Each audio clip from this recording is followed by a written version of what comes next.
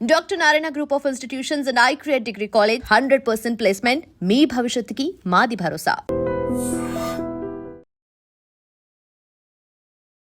Visakha Gurudwar junction లో HP petrol bunk, Shantipuram junction లో ఒక్కసారిగా ఆర్టీసీ బస్సు ప్రయాణిస్తున్నటువంటి ప్రయాణికులతో దాదాపు 130 మంది ప్రయాణికులతో ప్రయాణిస్తున్నటువంటి బస్సులో ఒక్కసారిగా మంటలు చెలరేగాయి.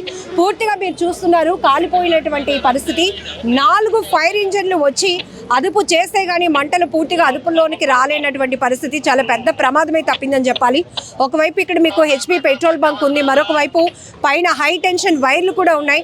అయితే ఇక్కడ శాంతిపురం జంక్షన్ లో విధులు నిర్వహిస్తున్నటువంటి ట్రాఫిక్ కానిస్టేబుల్ అలర్ట్ అవి ఇమీడియట్ గా ఫైర్ డిపార్ట్మెంట్ కి కాల్ చేయడం వల్ల వాళ్ళు ఫైర్ ఇంజన్స్ తో పాటు ఫోర్స్ అంతా కూడా వచ్చి మంటలు అదుపు చేయడం జరిగింది. ఏం జరిగిందండి? ఎన్ని గంటల ప్రాంతంలో జరిగింది?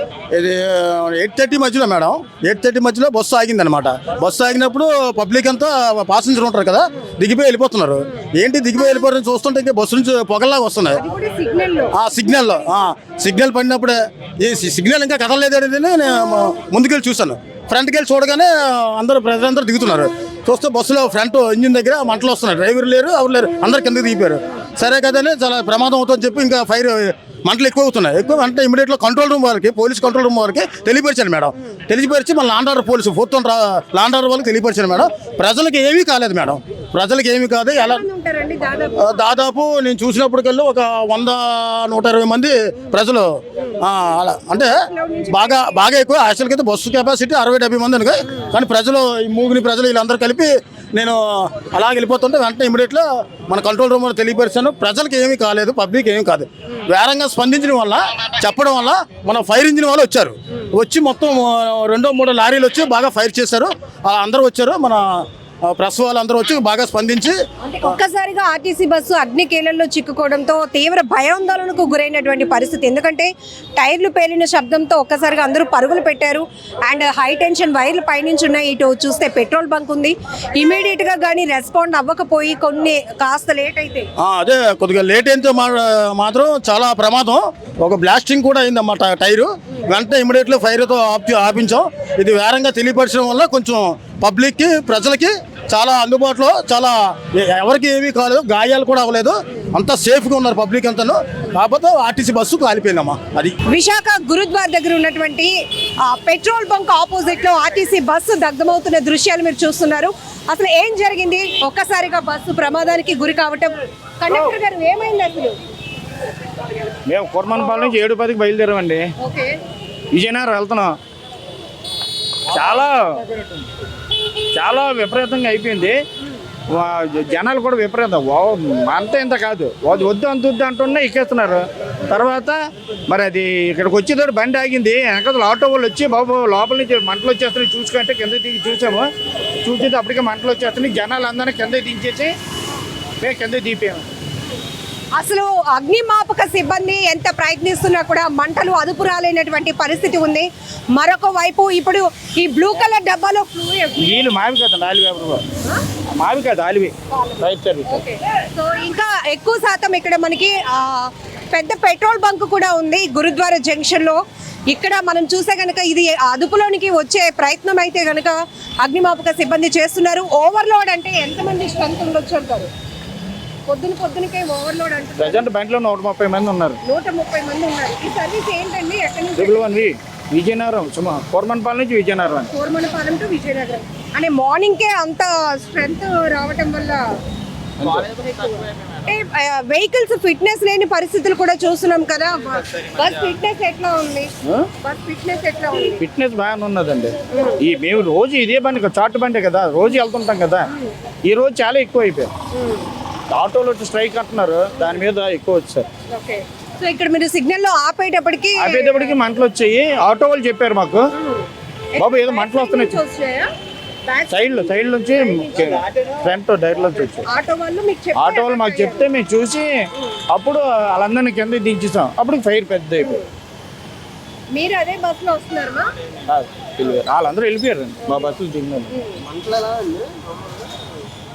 ఆటోమేటిక్ వచ్చింది. సో ఇక్కడ మనం చూడొచ్చు కోర్మానపాలెం టు విజయనగరం వెళ్తున్నటువంటి బస్ సర్వీస్ ఏదైతే ఉందో AP31Z0254 bus fourth town petrol bunk దగ్గరికి వచ్చేటప్పటికి ఒక్కసారిగా అందులో మంటలు చెలరేగటం అనేది ఆటో డ్రైవర్స్ అయితే గమనించారు. ఆటో డ్రైవర్స్ గమనించి బస్సులో నుంచి మంటలు వస్తున్నాయని చెప్పేటప్పటికి వెంటనే కండక్టర్ అలాగే డ్రైవర్ గారు కూడా ఇద్దరు అలర్ట్ అవ్వడం జరిగింది. బస్సులో అప్పటికే ఉదయానికే అంటే దాదాపుగా 8:30 ప్రాంతంలో ఈ ఘటన జరిగింది. ఉదయానికే ఎక్కువగా బస్సులో స్ట్రెంత్ ఎక్కువ ఉన్నారు, 130 మంది వరకు ఉన్నారు అని కూడా చెప్తున్నారు. ఇమీడియట్గా సమాచారం అందుకున్నటువంటి అగ్నిమాపక సిబ్బంది ఘటనా స్థలికి చేరుకుని మంటలను అదుపు చేస్తున్నటువంటి దృశ్యాలు. ఇప్పటికే ఇది మార్నింగ్ హైవే కాబట్టి ఎక్కువగా జనాల రద్దీ కూడా ఉంటుంది. ఈ క్రమంలోనే ట్రాఫిక్ డైవర్షన్ కూడా మనం చూస్తూ ఉన్నాం. అలాగనే ప్రజలు ఇటువైపుగా ప్రయాణించే వాళ్ళు కూడా అయ్యో ఒక్కసారిగా పొద్దునకే ఆర్టీసీ బస్సు ఇలా ఫైర్ అయిపోతుంది అనే ఘటన చూడటానికి చాలా మంది వెహికల్స్ రోడ్డు మీదే ఆపి మరి ఈ దృశ్యాలు చూస్తున్న పరిస్థితి ఉంది. అయితే కండక్టర్ గారు ఒక ఆవేదనగా చెప్తా ఉన్నారు ఏంటంటే పొద్దునకి అంటే ఫిట్నెస్లు చెక్ చేసుకుని మేము సర్వీస్ స్టార్ట్ చేస్తాం మేడం, కాకపోతే ఏంటంటే ఎక్కువ మంది ప్రజలు ఉండడం జరుగుతుంది, 130 మంది వరకు బస్సులో స్ట్రెంత్ ఉన్నారు, ఓవర్లోడ్ వల్ల ఈ ప్రమాదం జరిగి ఉంటుంది అని చెప్తున్నారు. సో పూర్తిగా మంటలు అదుపులోనికి వచ్చిన తర్వాత అసలు ఏం జరిగింది అనే దానిపైన కూడా ఒక క్లారిటీ వచ్చే అవకాశం ఉంది. సో ఆర్టీసీ బస్సులు ఇలా ప్రమాదాలకు గురి కావటం అనేది ఒక రకంగా ఆందోళనకు గురి అయ్యే పరిస్థితి అని కూడా చెప్పచ్చు. ఇక్కడ మీరు చూస్తున్నారు ఫైర్ సిబ్బంది అయితే కనుక ఫోమ్తో అలాగే లిక్విడ్తో కూడా ఈ మంటలను అదుపు చేసే ప్రయత్నం చేస్తున్నారు. జనరల్గా ఇక్కడ పెద్ద petrol bunk HP petrol bunk ఉండటం వల్ల మంటలు కనుక వ్యాపిస్తే కనుక చాలా తీవ్రమైన ప్రమాదంగా మారే అవకాశం ఉంటుంది. మరొక వైపు హై టెన్షన్ వైర్లు కూడా పైనుంచి కనపడుతూ ఉన్నాయి. సో ఇప్పటికీ కూడా ఒక 20 నిమిషాల నుంచి కూడా అగ్నిమాపక సిబ్బంది ఫైర్ డిపార్ట్మెంట్ సిబ్బంది అంతా కూడా శ్రమిస్తున్నా కూడా అదుపులోనికి రాలేనటువంటి పరిస్థితి ఉంది. సో బస్ కండిషన్ చూస్తే కనుక అంటే ఫిట్నెస్ వరకు బాగానే ఉంది మేడం, ఎందుకంటే రెగ్యులర్గా ఈ సర్వీసు కోర్మనపాలెం నుండి విజయనగరం వరకు వెళ్తూ ఉంటుంది అని చెప్తున్నారు.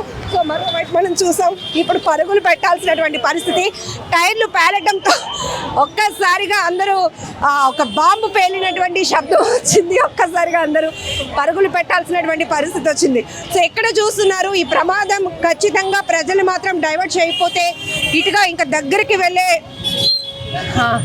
ప్రయత్నం ఎవరైనా చేస్తే కనుక ప్రమాదం మరింత పెరిగే అవకాశం ఉంది. కాబట్టి ఇప్పటికే ట్రాఫిక్ పోలీసులు కూడా అలర్ట్ అయ్యి అందరినీ కూడా ట్రాఫిక్ని డైవర్ట్ చేస్తున్నారు. సో టైర్లు పేలినటువంటి శబ్దం మీరు లైవ్లోనే విన్నారు కదా. కేవిటి ప్రసాదరావు అండి, నేను assistant district fire officer Maripalem. మాకు విశాఖపట్నం కంట్రోల్ రూమ్ నుంచి కరెక్ట్గా 8:30 గంటలకి ఇలాగా మన ఏ సెంటర్ది ఫోర్త్ టౌన్ పోలీస్ స్టేషన్ దగ్గర గురుద్వారా దగ్గర బస్సు ఫైర్ అవుతుందని మాకు ఇన్ఫర్మేషన్ వచ్చింది sir. Shantipuram junction fourth town police station దగ్గర వెంటనే మేము మా వెహికల్ దగ్గరలో ఉన్న మరిపాలెంలో మా వెహికల్ ఉంది, వెంటనే మేము ఒక 2 వెహికల్స్ వెంటనే మేము టర్న్అవుట్ చేసాము. వచ్చేప్పటికి ప్యాసింజర్స్ అందరూ బయటికి దిగిపోయారు, ప్యాసింజర్కి ఎటువంటి ప్రమాదం లేదు. వెంటనే మేము మా కార్యక్రమంతో చేపట్టి ఈ యొక్క ఫైర్ టెండర్స్తో ఈ బస్సుని పూర్తిగా తగలబడుతున్న బస్సుని ఆ వాటర్తో పూర్తిగా కంట్రోల్ చేస్తున్నామండి. మ్యాక్సిమం బస్సు కంట్రోల్ అయిపోయింది, ఫైర్ అంతా ఇంకేం లేదు. ఫోమ్ ఉపయోగించి మొత్తం అంతా కంట్రోల్ చేసామండి. ఒక టైర్ మాత్రం పేలింది, మిగతా ఆయిల్ ట్యాంక్ కానీ ఏమి పేలలేదు. Is the cause of fire is electrical shock circuit అని మేము ప్రాథమిక దర్యాప్తులో మాకు తేలిందండి. ఈ ఫర్దర్ ఇన్ఫర్మేషన్ మేము మొత్తం చెబుతాము. ఎలక్ట్రికల్ షాక్ సర్క్యూట్ అండి, కొంచెం మ్యాక్సిమం ఇటు బల్లంటికి ఎలక్ట్రికల్ షాక్ సర్క్యూట్ అవుతుంటాయి అనుకోకుండా ఇది ఎలక్ట్రికల్ షాక్ సర్క్యూట్ అయింది. ఆయన వెంటనే డ్రైవర్ అందరూ అప్రమత్తం చేశారు, వెంటనే ప్యాసింజర్స్ అందరూ బయటకు వచ్చారు, దాంతో పెద్ద ప్రమాదం తప్పింది.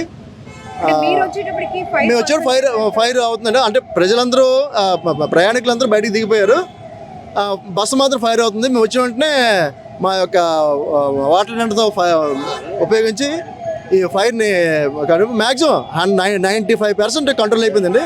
కాకపోతే బస్సు మాత్రం డ్యామేజ్ అయిందండి. ఎంతమంది మ్యాన్ పవర్ వర్కౌట్ అయింది, అలాగే ఎన్ని ఇంజిన్స్? ఒక 4 ఇంజిన్లు, అంటే విశాఖపట్నం నుంచి ఒక 2 ఇంజిన్లు, మరిపాలెం నుంచి ఒక 2 ఇంజిన్లు వచ్చాయండి. ఈ దగ్గరలో ఈ ఫైర్ సర్వీస్ ఉండడం వల్ల వెంటనే మేము దాన్ని కంట్రోల్ చేయగలిగాము. సార్ పరిస్థితి హైవేలో ఎక్కడ మీకు ఫైర్ సర్వీస్ అనేది ఎక్కడ అందుబాటులో లేదు, అంటే మనకి ఇది ఒక 5 కిలోమీటర్స్ దూరం ఉంది. మరిపాలెం 5 కిలోమీటర్స్, విశాఖపట్నం ఒక 6 కిలోమీటర్స్.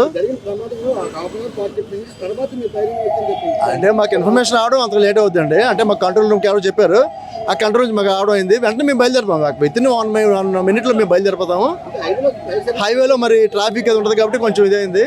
మీరు రాగానే ఆల్రెడీ బస్సు కదండి, మరి ఆయిల్స్ అవి ఉంటాయి, సీట్లు అవి ఉంటాయి కాబట్టి కొందరు తొందరగా అంటుకుంటాయి. మ్యాక్సిమం మేము ఎవరికి ప్రయాణికులకి గాయాలు కానీ చనిపోవడం కానీ జరగలేదు. ఎంతమంది ఉన్నారండి అప్పుడు బస్సులో? అప్పటికి బస్సులో ఒక 50 మంది ప్రయాణికులు ఉన్నారని చెప్పి చెప్తున్నారు డ్రైవర్లు వాళ్ళు కదా. 30 మంది వరకు ఉన్నారని అంటే వాళ్ళు చెప్పింది అలా చెప్పారు. 130 మంది ఆ కెపాసిటీ అందులో. ఓకే ఎంతండి, ఎంతమంది అంటే సో ఎంతమంది వరకు? 120 మంది ఉన్నారు. కానీ చిన్నది ఫైర్ అవగానే నేను అందరినీ దించి పక్కకు పంపించానండి. పక్కన బంక్ కూడా ఉంది, బంక్ కూడా ఆపి లేదండి. ఆటోలు నేను సిగ్నల్ ఆగేటప్పుడు నా పక్కన ఆగుతాయి కదా, నేను చూసాను.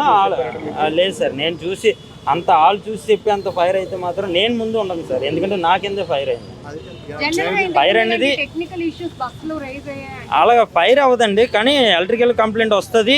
చిన్న సర్క్యూట్ అయ్యాక మేము వాటర్ వేసి ఆర్పేసినా ఆగిపోతుందండి. మరి ఇంత ఫైర్ అవ్వదండి. కాకపోతే ఏంటంటే ఈ వర్షం పడడం వల్ల మేము సైడ్ రోడ్ల నుంచి అటు నుంచి ఇటు నుంచి వచ్చేటప్పుడు వాటర్ ఎక్కువ తుల్లిపోవడం వల్ల అది ఎక్కువ ఫైర్ అవ్వడానికి కారణం అయిందండి. కానీ ఎప్పుడైతే ఫైర్ అవుతుంది అనగానే నేను ముందు ప్యాసింజర్ని అందరినీ, స్టూడెంట్స్ కానీ చాలామంది ఉన్నారండి, దించి ముందు సైడ్కి పంపించి బంక్లో 120 మంది ఉంటారు సార్. 120 మంది ఓవర్లోడ్ వల్ల కూడా అవుతుంది. కానీ ప్రజెంట్ అయితే ఎలక్ట్రికల్ షార్ట్ సర్క్యూట్ సార్. బండికి కూడా మొత్తం అది సెన్సర్ సిస్టమ్ అండి, అది మొత్తం వైరింగ్తోనే. స్టూడెంట్స్ ఎక్కువ అండి, స్టూడెంట్స్ కంపల్సరీ బస్సు. ఎందుకంటే అవంతి కాలేజీ, రఘు కాలేజీ, ఇది కోరమనపాలెం నుంచి విజయనగరం అండి. ఎక్కువ స్టూడెంట్స్ ఎక్కువ ఉన్నారండి బస్సు. మంటలు అంటే అప్పుడు టైం 8:20 అలా అవుతుంది మేడం. ఆ టైంకి బండి ఇక్కడ ఒక 2 నిమిషాల ముందు చిన్న స్మెల్ వచ్చింది. సిగ్నల్లో ఆపాను మేడం. సిగ్నల్లో ఇంకా నాకు గ్రీన్ ఉంది కానీ దగ్గరలో ఇంకా ఆపేసాను. ఆపేసి స్మెల్ వస్తే కండక్టర్ గారిని దిగి చూడమన్నాను. స్మెల్ వస్తుందో ఒకసారి చూడండి అంటే ఆయన కిందకి దిగి చూశారు. చిన్న మంట వస్తుందని చెప్పగానే ముందు ప్యాసింజర్లు అందరినీ దించేసి సైడ్కి పంపించి తర్వాత వాటర్ వేసి చూశాను మేడం, ఆగలేదు. ఈలోపు అలా ఫైర్ ఎక్కువైపోతుంది. పాయింట్లో కానిస్టేబుల్ ఉంటే వెంటనే వచ్చారు. వస్తే ఇలా ఫైర్ అయిపోతుందంటే ఫైర్ ఇంజిన్కి ఫోన్ చేశారు. ఇప్పుడు వచ్చారు మేడం, ఆర్పుతున్నారు అంతే. ఎవరికి జనాలకి ఏం కాలేదు. వెంటనే చిన్న ఫైర్ రాగానే జనాలందరినీ దించి పక్క పంపించాం మేడం. సర్వీస్ ఇది కోరమనపాలెం నుంచి విజయనగరం వెళ్ళే బస్సు మేడం, 111V. అంతే మేడం. అంటే 120 మెంబర్స్ అలా ఉన్నారు మేడం. ఏంటి ప్రైమరీగా ఏమనుకుంటున్నారు కాజ్? రెగ్యులర్ గా మీరు డ్రైవ్ చేస్తారు అంటే వర్షం పడ్డది కదా మేడం. వర్షం వల్ల ఈ అక్కడక్కడ గొయ్యలు ఉంటే వాటర్ తుల్లిపోద్ది కదా, దానివల్ల వైర్లు ఫీజులు అవి షార్ట్ సర్క్యూట్ అయ్యి అలా అయింది మేడం. రెగ్యులర్ గా హెవీ రైన్స్ లో కూడా ట్రావెల్ అయినా ఎప్పుడు ప్రాబ్లం రాలేదు. అంటే వాటర్ వల్ల, వర్షం వల్ల ఇది వైర్లు తడి తగలగానే ఆటోమేటిక్గా షార్ట్ సర్క్యూట్ అయిపోయింది మేడం, అంతే. హెవీ లోడ్ కూడా కారణమే మేడం, కానీ హెవీ లోడ్ అనేది ఎప్పుడూ ఉంటుంది మేడం ఈ బస్సు. రెగ్యులర్ గా మీరు ఆర్టీసీలో ఉన్న సిచ్యువేషన్స్ లో ఫిట్నెస్ కి సంబంధించి కూడా చాలా కంప్లైంట్స్ ఉన్నాయి. ఇది చాలా లాంగ్ ట్రావెల్ అవుతుంది. ఇప్పుడు కోరమనపాలెం టు విజయనగరం అంటే ఎన్ని కిలోమీటర్స్ మీరు జర్నీ చేయాల్సి ఉంటుంది? అంటే 75 కిలోమీటర్లు ఒక సైడ్ కాదు, 75 వస్తుంది. అలా డేకి ఎన్ని ట్రిప్స్ అండి? డేకి 2 ట్రిప్లు మేడం, అంటే 300 కిలోమీటర్లు. 4 సింగిల్ అండి. హెవీ లోడ్ ఎప్పుడు ఉంటుంది మేడం, ఎక్కడ కూడా గ్యాప్ ఉండదు మేడం బస్సు. ఆటోల్ స్ట్రైక్ అన్నారండి, దాని మీద ఇంకా ఎక్కువ పెరిగిందండి.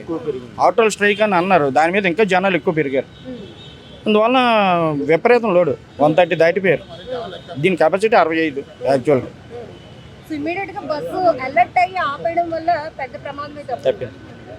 తప్పింది. నిజంగా ప్రస్తుతం ఉన్నటువంటి సమాజం దేనికి ప్రయారిటీ ఇస్తుంది? ఆర్థిక సంబంధాల చుట్టూ మాత్రమే తిరుగుతోంది. మళ్ళీ ఎన్నికలంగానే చాలా విరక్తి కలుగుతాను. మంచి అనిపిస్తుంది కదా, లేడీస్ కూడా ఛాలెంజింగ్ జాబ్స్ చేసినప్పుడు చాలా బాగుంటది. ట్రాఫిక్ అసిస్టెంట్స్ గా నియమించిన ట్రాన్స్జెండర్స్ అందరితో సాల్యూట్ చేయించుకుంటున్నారు. ఫుడ్ డెలివరీ ఇవ్వటానికి వెళ్ళినటువంటి డెలివరీ బాయ్ అనిల్ పై కళ్ళ ముందు